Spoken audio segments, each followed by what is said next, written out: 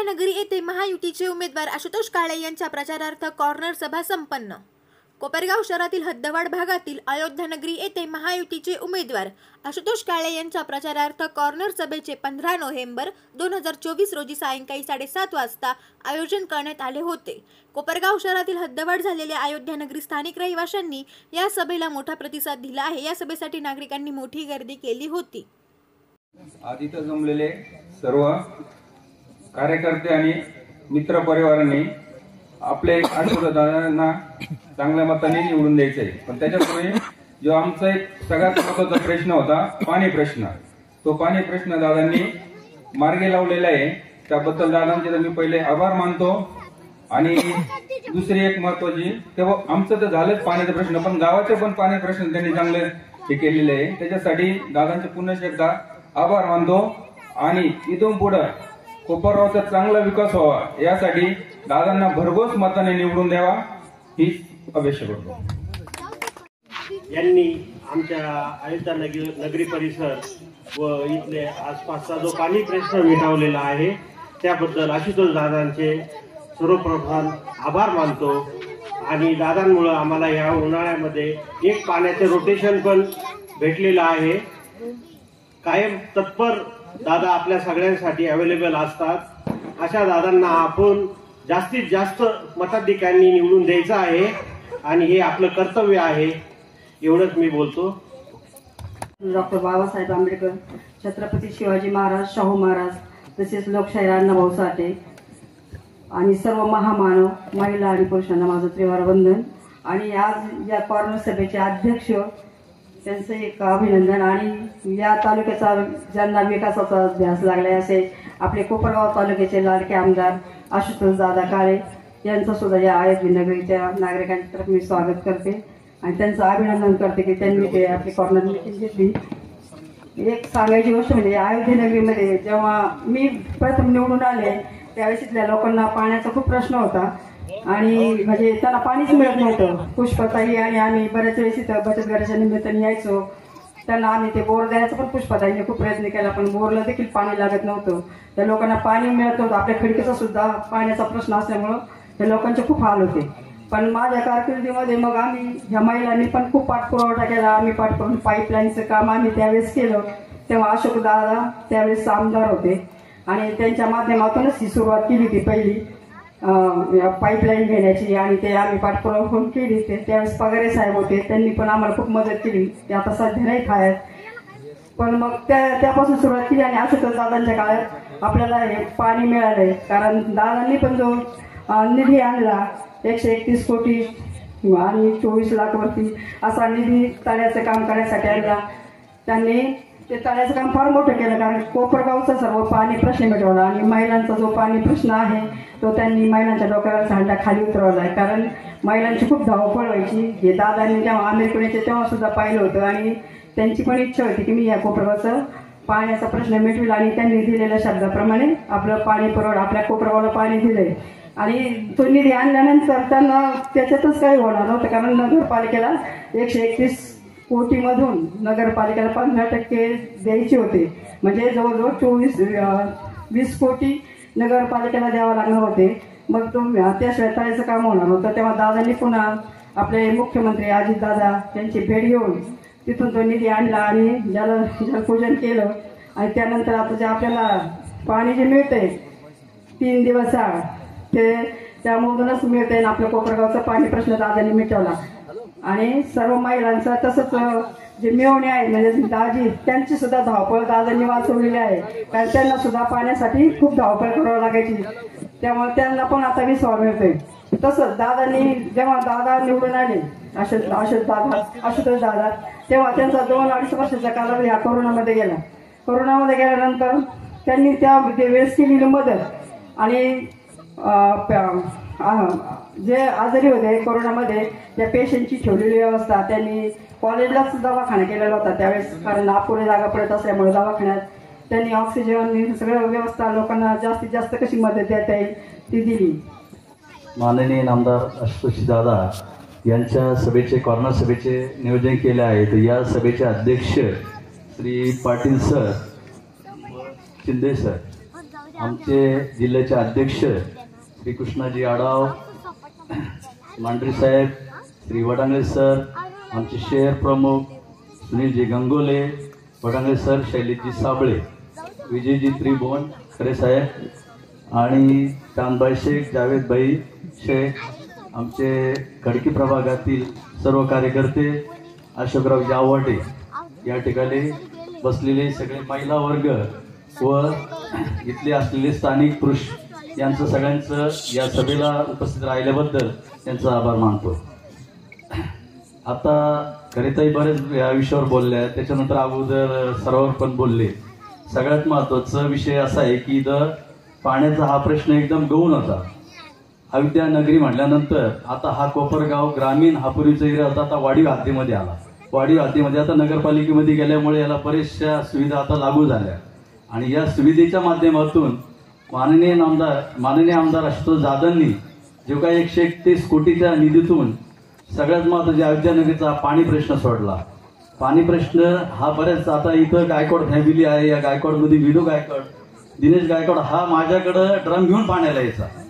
याला तिथं इतकी पाण्याचा प्रॉब्लेम होता, तर आज त्यांना पाण्याचा प्रश्न सुटल्यामुळे ही जनता इतकी म्हणजे पाण्याच्या संदर्भातून इतकी खुश झालेली आहे. तसेच आता या अयोध्या नगरीमध्ये रोड रस्ते, आता तो साईप्रभा नगरचा रोड देखील मंजूर झालेला आहे, त्याचं देखील काम चालू होणार आहे. तसं हा टाकळी रोड हा सुद्धा आता दादांनी मागं केलं, आता पण त्याचं काम परत होणार आहे. या भागातून काही आमचे सगळे वस्ती प्रभाग असेल, आमचे काळे पार्टी, आता मी काळे पार्टीमध्ये जवळजवळ माझे 40 वर्ष चालले. आता या प्रभागात कोपरगाव ग्रामीणमध्ये आम्ही सगळा इकडला मतदारसंघ हा काळे परिवाराला मानणारा वर्ग आहे आणि काळे कुटुंबाशी इथं म्हणजे जवळजवळ मानणारा मांढरे परिवार असेल, वडांगळे परिवार असेल, हे सगळे माननीय काळे परिवारांचे जवळचे. आता इथं साईप्रभा नगरमध्ये बरेचसे आता नवीन मतदार आले, ते पण आता या माध्यमातून त्यांच्या पाण्याच्या सुविधा आणि रोडच्या सुविधा झाल्यामुळे ते सुद्धा आता दादांना मानणारा वर्ग आहेच. पण आता येणाऱ्या 20 तारखेच्या इलेक्शनला दादाचं घड्याळ चिन्हावर आपण न सांगता न विचार करता आपण घड्याळाचं बटन दाबून त्यांना विजय करण्याचं आपण ठामपणे निर्णय घेऊन त्या घड्याळाचं बटन दाबावे, एवढं बोलून माझे 2 शब्द संपवतो. जय हिंद, जय महाराष्ट्र. धन्यवाद सर. दादांनी केवळ कोपरगाव शहरातील पाण्याचंच काम केलं असं नव्हे, तर कोपरगाव मतदारसंघामध्ये मग ग्रामीण भागामध्ये केंद्र सरकारची जलजीवन मिशन योजना जी आहे ती अत्यंत प्रभावीपणे कोपरगाव तालुक्यामध्ये ग्रामीण भागात राबवली आणि शहरातच नव्हे तर ग्रामीण भागातील प्रत्येक खेडेगावामध्ये प्रत्येक घरामध्ये शुद्ध असं पाणी जाण्यासाठी ती योजना राबवून घेतली. निश्चितपणाने दादांची ही दूरदृष्टी ही वागण्याजोगी आहे. ग्रामीण भागातील रस्त्यांचे कामं असतील, रस्त्यांच्या कामासोबत शेतामध्ये जाण्यासाठी पाणंद रस्ते केले. म्हणजे पूर्वी फक्त मुख्य रस्ते असायचे, फक्त अंतर्गत रस्ते नसायचे आणि अंतर्गत जो रस्ते केल्यानंतर अंतर्गत रस्त्यामधून शेतकऱ्याच्या बांधावर जाण्यासाठी पाणंद रस्ते केले. आणि आता आपल्या राज्याचे उपमुख्यमंत्री अजितदादा पवार साहेब असेल, फडणवीस साहेब असेल आणि मुख्यमंत्री एकनाथ शिंदे साहेब असेल, त्यांनी घोषणा केली आहे की आमचं सरकार आल्यानंतर जे पाणंद रस्ते खडीकरणाचे झाले आम्ही ते रस्ते पूर्णपणे डांबरीकरण करणार आहे. निश्चितपणानं शेतकऱ्याचा शेतमाल हा शेतामधून थेट मार्केटला जाण्यासाठी सुविधा उपलब्ध होणार आहे. म्हणजे हे व्हिजन आहे महायुती सरकारकडं. ते व्हिजन का तर तिथं बसलेले जे लोक आहेत का प्रत्येकाची काळजी घेणारं हे सरकार आहे. या सरकारने लाडकी बहीण योजना असेल ती अत्यंत प्रभावीपणे राबवली. पूर्वीचं सरकार होतं आणि पूर्वी सरकार काँग्रेस सरकारच्या काळामध्ये असं बोललं जायचं, त्यांचे नेते सांगायचे की केंद्राने 100 रुपये जर शेतकऱ्यासाठी पाठवले तर खाली फक्त 10 रुपये येतात. परंतु आज सरकारचं धोरण असं आहे की सरकारने 100 रुपये जर दिले तर 100 रुपये डायरेक्ट तुमच्या खात्यात जमा होतात.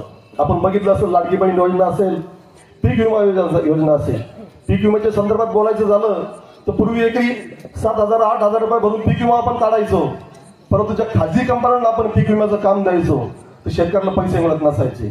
परंतु सरकारने त्या गोष्टीचा अभ्यास केला आणि दूरदृष्टीने शेतकऱ्याला फक्त 1 रुपयात पीक विमा योजना दिली आणि पीक विम्याचे पैसे शेतकऱ्याच्या डायरेक्ट खात्यामध्ये येतात. हे शेतकऱ्यांसाठी काम केलेलं आहे. पण केवळ शहरी भागासाठी नाहीच तर या सरकारने या ग्रामीण भागासाठी सुद्धा शेतकऱ्यांसाठी काम केलेलं आहे. सांगण्याचा उद्देश आपल्या कोपरगाव तालुक्यामध्ये 110 वर्ष जुने असे गोदावरीचे कालवे होते, ते ब्रिटिश काळात बांधले गेले होते. त्याच्या ज्या व्यतिरिक्त असतात त्याची दुरुस्ती नव्हती. पाण्याचा अपव्यय व्हायचा.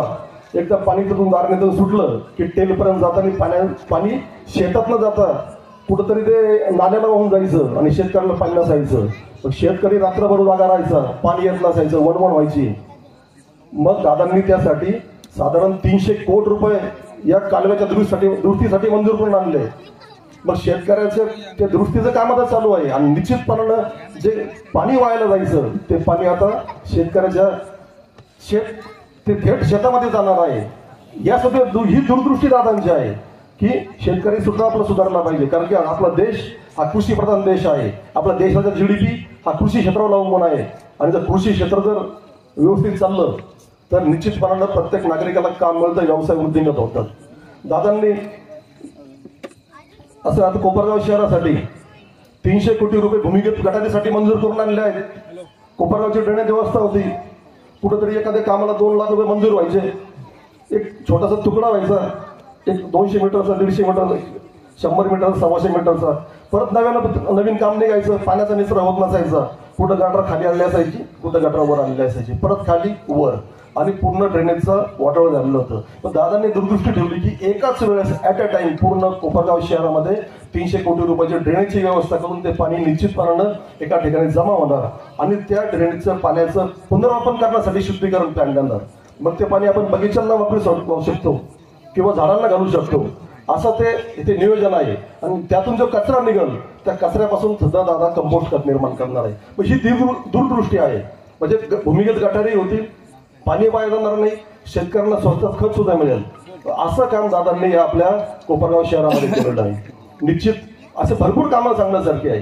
तर दादांनी कोपरगाव शहरामध्ये ग्रामीण हॉस्पिटलमध्ये उपजिल्हा रुग्णालय आणलं आहे. पण ते करत असताना दादांनी कोपरगाव तालुक्यामध्ये मग चाचणी असेल तिथं मोठं एक रुग्णालय बांधलं आहे. PSC माहेगाव देशमुखला बांधलं आहे, पोहेगावला बांधलं आहे आणि आता 27 कोटी रुपये खर्च करून समोरच्या येथे सुद्धा PSCचं काम चालू आहे आणि चालले कसरला काम चालू आहे. म्हणजे निश्चित दादांनी आरोग्याच्या दृष्टीने सुद्धा या मतदारसंघामध्ये काम केलेलं आहे. तर असा हा माणूस आपल्याला मिळालेला आहे. निश्चितपणानं तुम्ही मागच्या वेळेस त्यांना मतदान केलं होतं, परंतु यावेळेस त्यांना किमान आपल्याला या मतदारसंघातून 1 लाख मतांनी निवडून द्यायचं आहे. आणि दादांची निशाणी आहे घड्याळ. 1 नंबरला दादांचं नाव आहे, 1 नंबरला निशाणी आहे. आणि महाराष्ट्रामध्ये 1 नंबर मतांनी जर तुम्ही निवडून दिलं तर आपण उद्या आमदार निवडणार नाही या 20 तारखेला, तर आपण एक मंत्री निवडणार आहोत. निश्चितपणानं आम्हाला विश्वास आहे सर्व माझा माता भगिनी आणि सर्व नागरिक तुम्ही दादांना मोठ्या संख्येने निवडून द्याल अशी अपेक्षा व्यक्त करतो आणि थांबतो. जय हिंद, जय महाराष्ट्र. सर्वात महत्वाचे महाराज म्हणजे आमचे दादा की प्रत्येकाला आम्हाला सांगत असतात की शांत बसू नका, प्रभागात जाऊन काम करत राहा, लोकांच्या समस्येचं निराकरण करत राहा. अशाच पद्धतीने तुम्ही आमचे जे कार्यकर्ते आहेत त्यांना तुम्ही तुमच्या समस्या मांडल्या. तुमच्या मनाला विचारा तुमच्या समस्येचे निराकरण झाले की नाही झाले. तुम्ही सांगितले की आमच्यापर्यंत पाणी आलं नाही, त्याप्रमाणे तुमच्यापर्यंत पाणी आलं. तुम्ही सांगितले आमच्याकडे विजेचे खांब नाही, तुमच्याकडे विजेचे खांब आले. तुम्ही सांगितलं आमच्याकडे पतदिवे नाही, तुमच्याकडे पतदिवे आले. आजपर्यंत वडांगले वस्तीवर सर मला चांगलं आठवतं की वडांगले वस्तीपर्यंत पाण्याची लाईन आलेली नव्हती, ती लाईन पण तुमच्यापर्यंत आलेली आहे. प्रत्येक गोष्टीचं काही ना काही फुल न फुलाची पाकळी आपल्या पदरात पडलेली आहे. सगळ्यात महत्वाचं म्हणजे जी राज्य शासनाने जी योजना लागू केली ती 1500 रुपयाची. 1500 रुपयाची योजना आपण प्रत्येक महिलेला जाणवत होतं, प्रत्येक महिलेला एकमेकाशी हितगुज करत होती की बाई तुला पैसे आले का, तुला पैसे आले का, तुला पैसे आले का, हे प्रत्येकजण प्रत्येकाला विचारत होतं. परंतु फॉर्म कसा भरायचा, त्याच्यानंतर तहसीलला जाऊन त्याचं कसं सबमिशन करायचं, KYC कशी करायची, ह्या सगळ्या तुमच्या अडचणींची दादांचे आगमन झाले आहे. आपल्या सर्वांना विनंती आहे की आदरणीय दादांचे शाळांच्या कर्जात स्वागत करा. ही नंबर विनंती की ताई तुला 1500 रुपये आले का. कुणाला शाश्वती नव्हती की 1500 रुपये मला येतील, तर KYC कशी करायची, फॉर्म कसे भरायचे, या अनुषंगाने दादांनी त्यांच्या ऑफिसेसचे माणसं आपल्या घरापर्यंत पाठवले.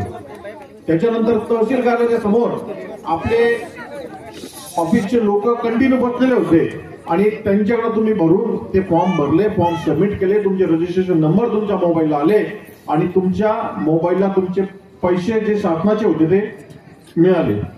त्यामुळे तुमची दिवाळी अतिशय चांगली गेली.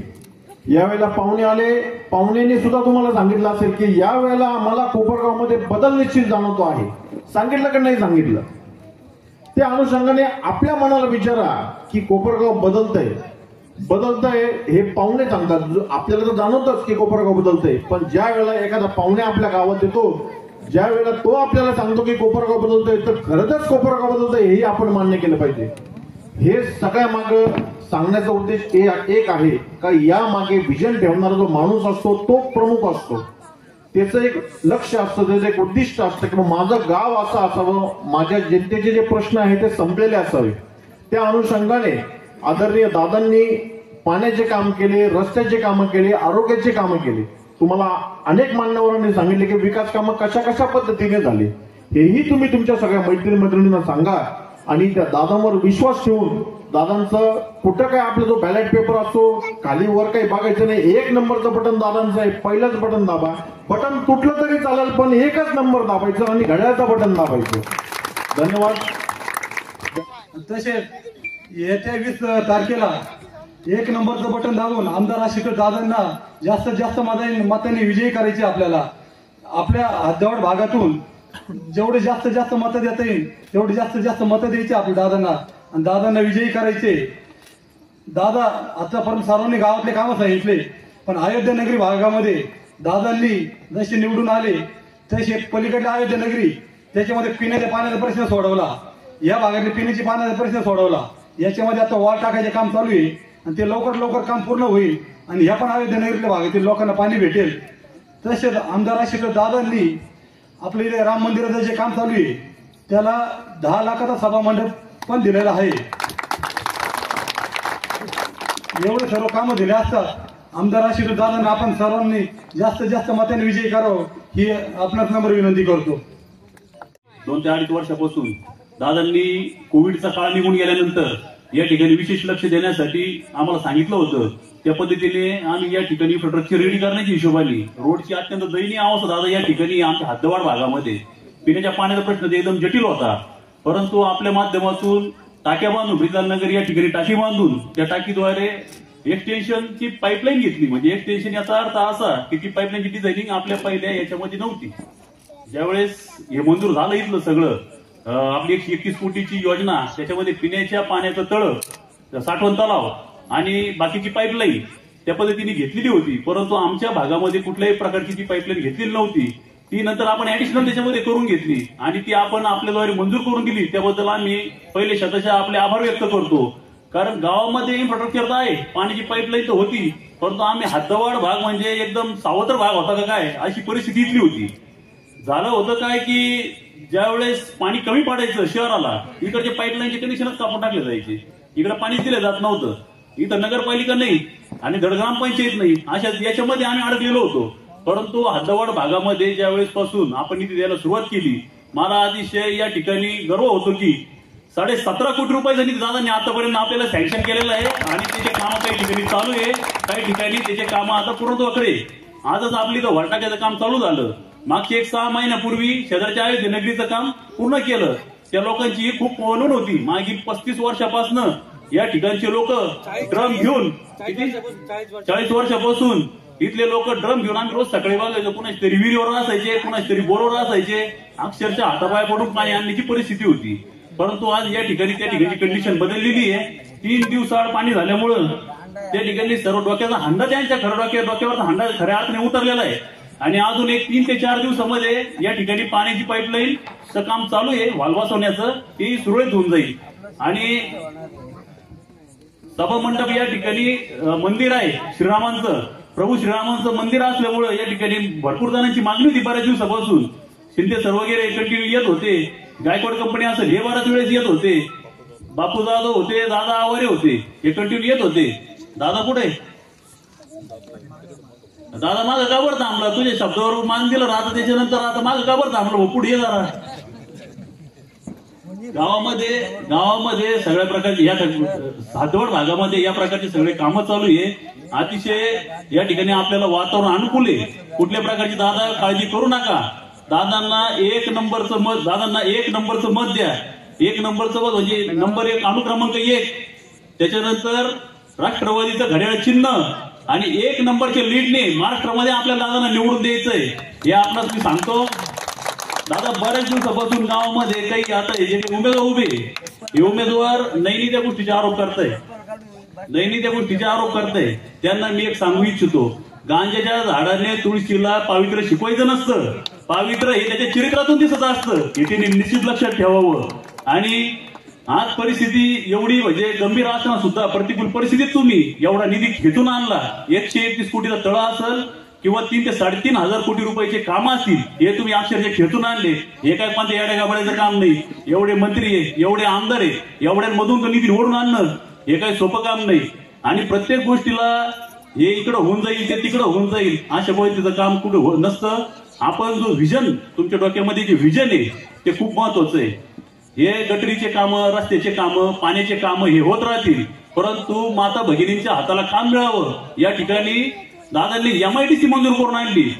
तर दादा त्याबद्दल तुमचे खूप खूप अभिनंदन करतो. कारण या ठिकाणी सर्व जे कोपरगावातले जे युवक वर्ग होते हे बाहेर जात होते कामानिमित्त, परंतु ते आता कामानिमित्त कोपरगावमध्ये थांबतील आणि इथल्या फॅमिली या खऱ्या अर्थाने सुखी होतील असं आम्हाला या ठिकाणी वाटतं. गावामध्ये दादा काही वेळेस त्या ठिकाणी लोक विचारतात, यांनी काय केलं, तिने काय केलं. बोलण्याचा अर्थ असा आहे त्यांचा की गावामध्ये काय काम केलं दादांनी. बडे बुजुर्गों ने कहा है कि कलयुग ऐसा आएगा, मेरे लिए क्या किया है ये बेटा बाप से पूछेगा. अशा परिस्थितीमध्ये आपल्या गावामध्ये कुणी काम केलं हे सगळ्या गावाला माहिती आहे. त्यांना मी एकच सांगतो, शेर का शिकार नहीं किया जाता, राजा को दरबार में मारा नहीं जाता, बराबरी वालों से करना, बाप से खेल खेला नहीं जाता. धन्यवाद. आपला नवीन परिसर आहे आणि ते रस्त्याचे प्रश्न असतील, गटारीचे प्रश्न असतील, स्ट्रीट लाईटचे प्रश्न असतील, या सर्वच गोष्टी आपल्याला टप्प्याटप्प्याने करायच्या. आपल्या इथे मंदिराचं काम होतंय, तिथेही आपण 10 लाख रुपये मंजूर केले. तेही काम आचारसंहिता संपल्यानंतर चालू होणार आहे. मूलभूत प्रश्नांवर आपण काम केलेलं आहे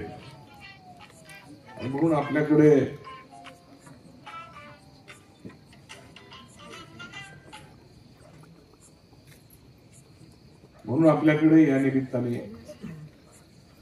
जे काही प्रश्न आपण मागच्या 5 वर्षापूर्वी सांगितलेले ते त्याच्यावर काम केल्यामुळे आपल्याकडे काम पुन्हा करण्याची संधी या निमित्ताने मागतो. आपण एवढ्यावर न थांबता आपल्या रोजगारासाठी, आपल्या उद्योग व्यवसायासाठी भरभरून काम करण्याचा प्रयत्न या काळामध्ये देखील केलेला आहे. शहराच्या अनेक ठिकाणी व्यापारी संकुल मंजूर आहे, त्याची कामही आता चालू होणार. तसेच आपल्याकडे MIDC एक मंजूर आहे, दुसरी MIDC मंजूर करण्यासाठी देखील माझे प्रयत्न चालू आहेत. म्हणून उद्योग व्यवसाय येऊन आपल्याला रोजगाराच्या संधी कशा मिळतील, नुसते आपले तरुण नाही तर आपल्या माता भगिनी देखील आपल्याला रोजगार उपलब्ध करून देण्यासाठी MIDC ची मदत त्या ठिकाणी मिळणार आहे. जे काही व्यापारी संकुल होणार त्याच्या माध्यमातून कुठला ना कुठला व्यवसाय आपल्याला करता येणार आहे. आणि म्हणून जास्तीत जास्त संधी उपलब्ध करून देणं हे काम आहे. म्हणून सर्वांगीण विकास करण्यासाठी आपण हे प्रयत्न या 5 वर्षामध्ये केलेले. एवढ्यावर आपल्याला थांबता येणार नाही. आपल्याला अजूनही कामं करायची. आपल्याला भुयारी गटारची योजना आहे, भुयारी वीज वाहिन्यांची योजना आहे, परत रस्ता प्रकल्पाची योजना आहे. आपल्याकडे गोदावरी नदी आहे, तिथे घाटचं सुशोभीकरण असेल, तिथे जॉगिंग पार्क असेल, आपल्या परिसरामध्ये गार्डन असेल, आपल्या खेळाडूंसाठी क्रीडा संकुल असेल. या सर्व गोष्टी भविष्य काळामध्ये उभारायच्या आहेत.